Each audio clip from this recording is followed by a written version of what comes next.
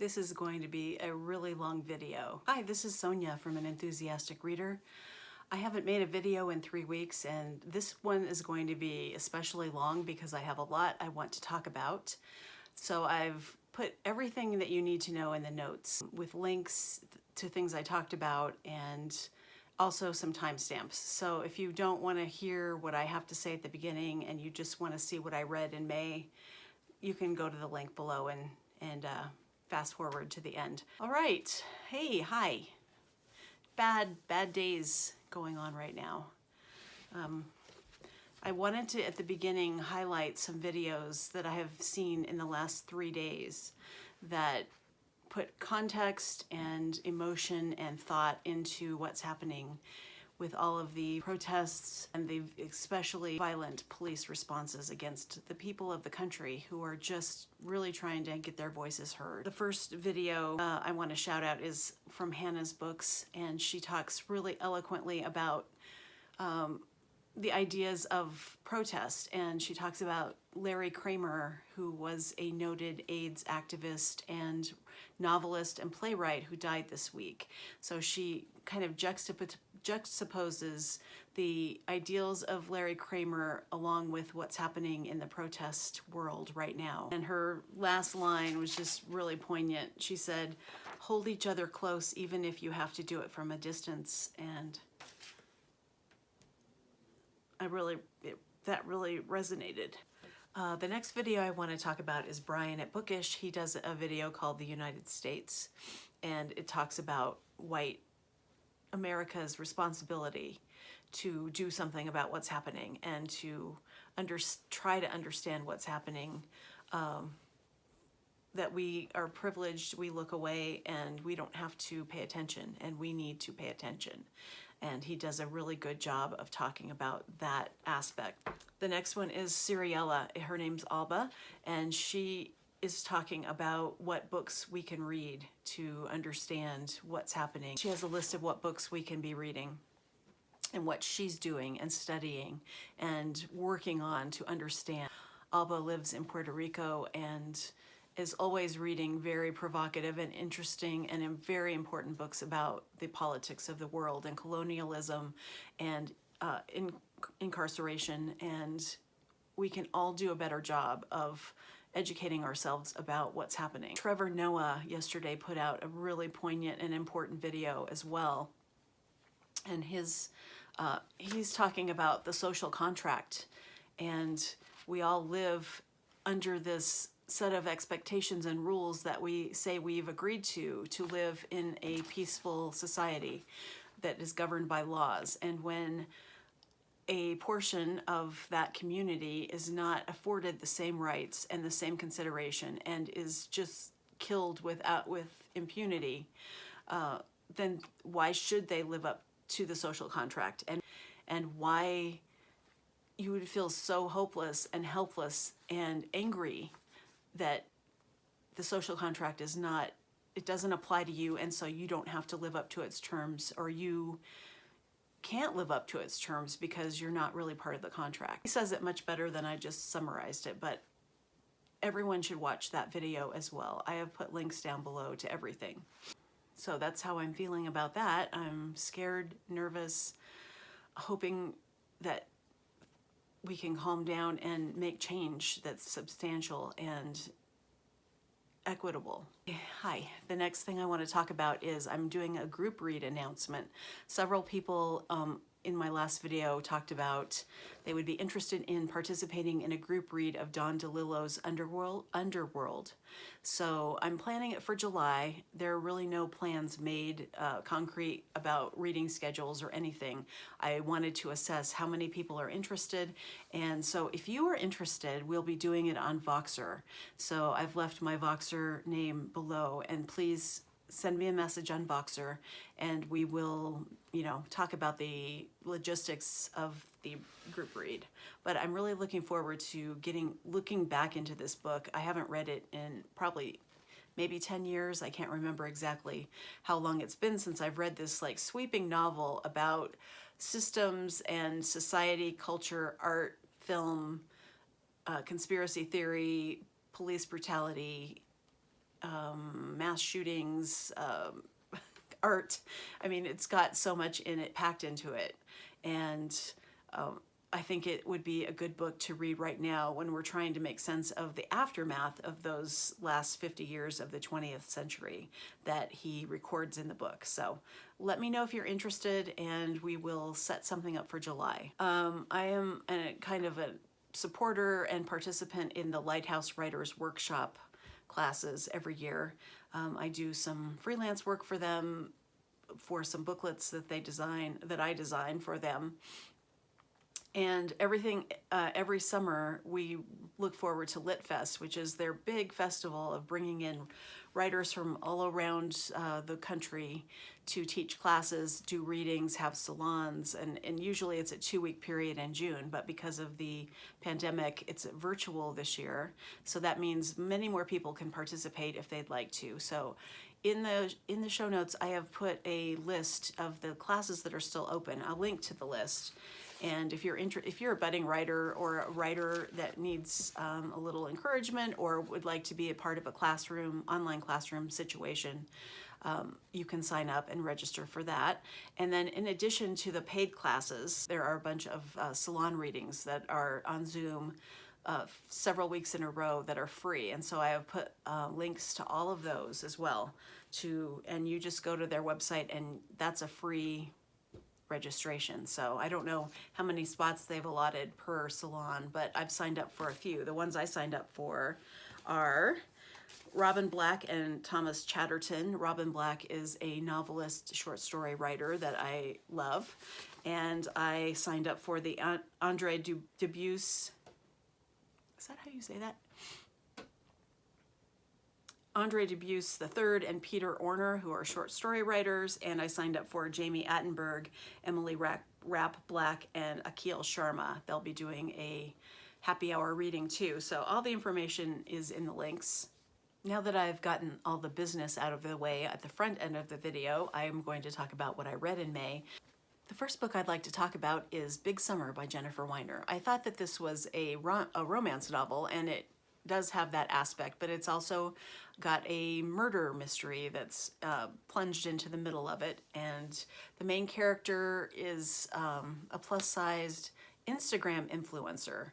And so she lives her life online, modeling clothes and getting sponsors for products to sell to her followers. And she'd had a best friend in high school, and they'd had a falling out.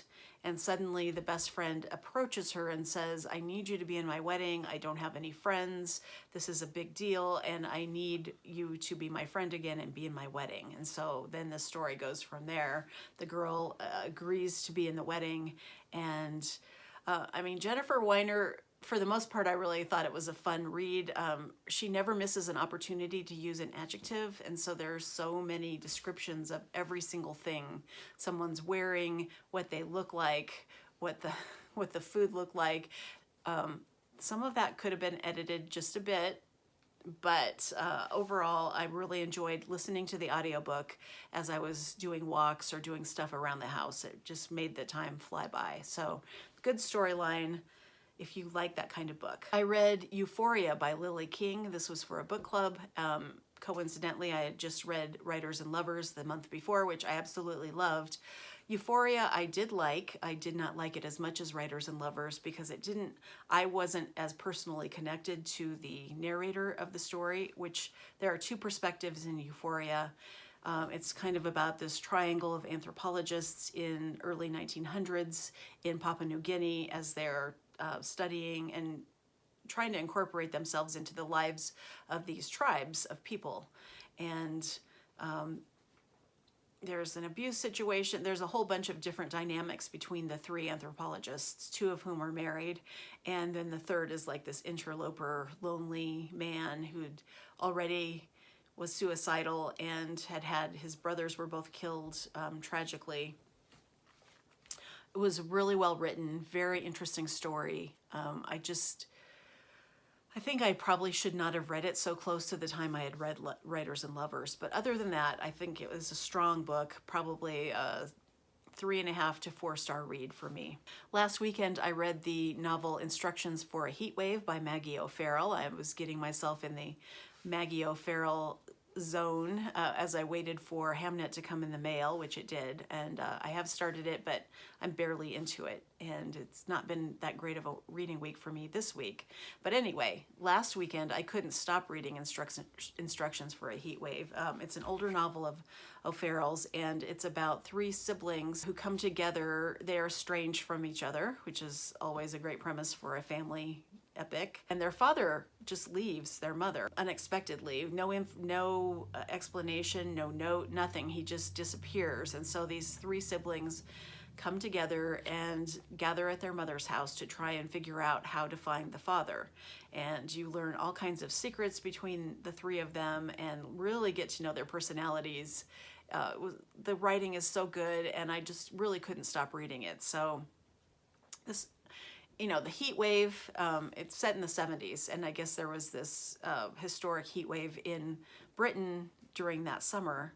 I think 76 is what it said. I don't remember. The heat wave is incidental to the novel. It really plays little to no part at all in the plot, other than it's in the high 90s, which, I don't know, we all have hot summers like that, so I think they've probably had more heat waves since then. But anyway, that was just kind of the structure that holds the story together, but it's not like you learn really anything historic about this heat wave. You just concentrate on the characters in the family. And really, it was just really my kind of book, and it was a perfect weekend read. I also read The Long Way Home by Louise Penny. This was number 10 in the Armand Gamache series. I think it might be universally accepted that this was not a very good book compared to the rest of the series. I did not really care at all about what was happening. It did not have the same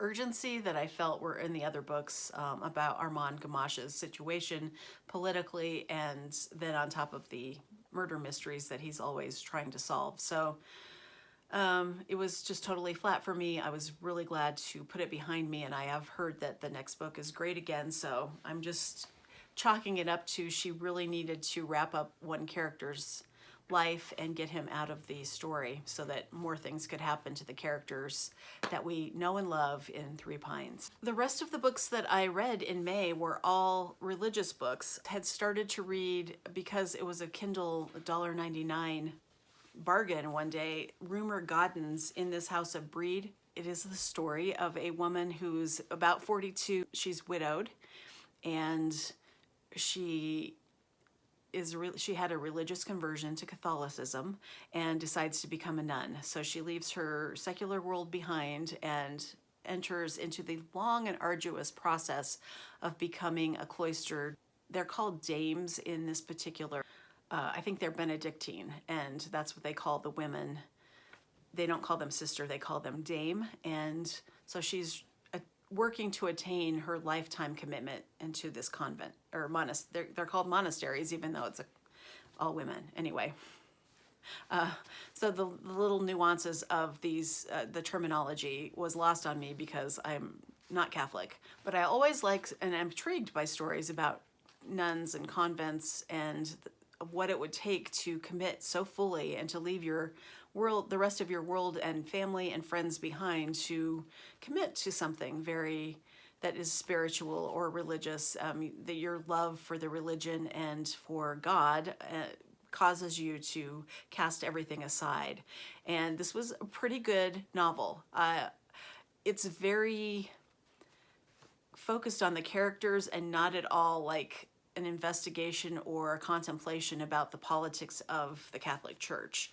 I think the general aesthetic of the novel is that there's really nothing at all to be questioned about the Catholic Church itself. And so I think the author, after she'd had a religious conversion to Catholicism, totally embraced, you know, the structures, the rules, the patriarchy of the whole thing. And so it wasn't a book that was questioning the church, but it did question the individual characters. And so lots of things happen to these women over the course of however many decades the story takes place in, probably 20 years. And Vatican II also comes into play. And the reformations of the practices of these cloistered societies also comes into light. But basically, the nuns all had the nuns in the novel all have different personalities. Some are very judgmental and don't want to see Philippa, that's the main character's name, succeed. They don't think she's right because she was too successful, or she was too smart, or she was too quick to jump in and try and give solutions to problems that were happening in terms of they were needing funding to do certain things, or they were going to lose their building, and there was some embezzlement. So humanity, or the human foibles of the characters, do come through. There was one of the nuns in charge of the younger initiate. She fell in love with, it wasn't a mutual situation in that, but she fell in love, and so she had to leave and go work somewhere else for 6 years because this came up. And I was really surprised. This book was written in the 50s, and I was surprised to see that topic covered in this novel. So it was really interesting. Philippa has a family, or a secret that comes out that shows why she acts the way she does in certain situations. And then the reformations of Vatican II come in, and they're trying to open up the society to the larger world as well. So all of that was really interesting. I thought it was a good book, and it just made me think more actually about the characters and about humanity and about our inclinations to join groups and forget what we learned in culture and just try and embrace the practice of religion. And in this particular monastery, it was a singing monastery, and so singing was a huge part of the worship. They were singing and praying all the time. So part of maybe Midrash was you were supposed to read a novel, and then you were supposed to read a nonfiction book that might complement the novel, so they might have a conversation with each other. And the memoir I read was called The Spiral Staircase, My Climb Out of Darkness by Karen Armstrong, who had been a nun, same time period as the novel. So Vatican II also comes into play again, but she is a nun, a very young nun, and she has a really hard time. It's a much stricter group of women that are running the convent where she lives. They're very punitive and very humiliating, and nothing you do is right. And Karen herself just never was able to feel like she fit in with the society. She was a scholar.